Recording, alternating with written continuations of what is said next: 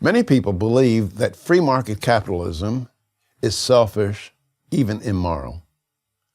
They say it's about greed, about hunger for money and power, that it helps the rich and hurts the poor. They're wrong.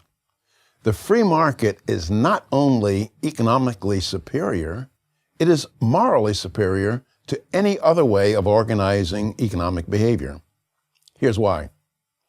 The free market calls for voluntary actions between individuals. There's no coercion. In a free market, if I want something from you, I have to do something for you. Let's say I mow your lawn and you pay me $20. What does that $20 really mean? When I go to the grocer and say, I would like to have 4 pounds of steak, he in effect says to me, you want a lot of people to serve you. Ranchers, truckers, butchers, and packagers. All these people have to be paid. What did you do to serve your fellow man? Well, I say, I mowed my fellow man's lawn. And the grocer says, prove it. Then I offer him the $20. Think of the money that you've earned as a certificate of performance. It's proof that you've served your fellow man. People accuse the free market of not being moral because they say it's a zero-sum game, like poker, where if you win, it means that I have to lose. But the free market is not a zero-sum game, it is a positive-sum game. You do something good for me, such as give me that steak, and I'll do something good for you, give you $20. I'm better off because I value the steak more than I value the $20, and the grocer is better off because he valued the $20 more than he valued the steak. We both win. Ironically, it's the government, not the free market, that creates zero-sum games in our economy. If you use the government to get a food stamp, a farm subsidy, or a business bailout, you will benefit, but at the expense of your fellow citizens.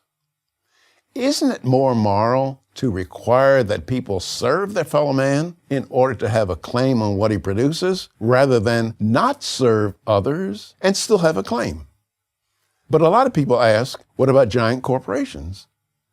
Don't they have too much power over our lives? Not in a free market, because in a free market, we, the people, decide the fate of companies who want our business.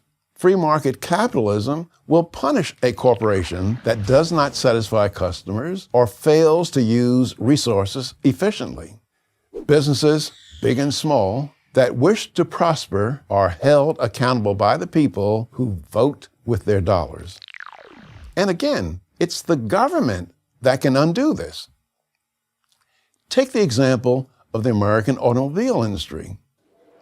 It was struggling to survive in 2009. Why? Because they were producing cars that did not please a sufficient number of their fellow men. In a free market, they would therefore have gone bankrupt. The market would have said, look, you're done.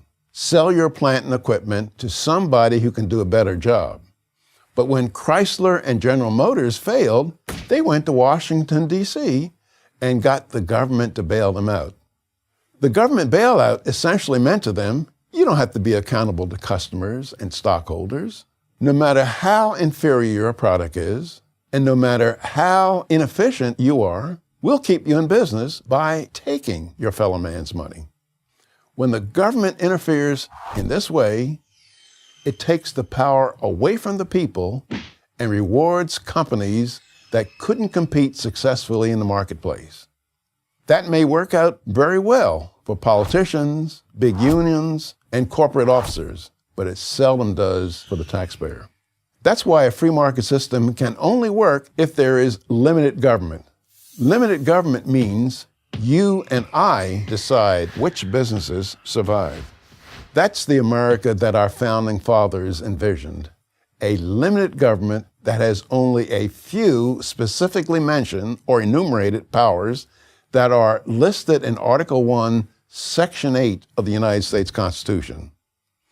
It's this brilliant limited government notion that produced the wealthiest nation in history.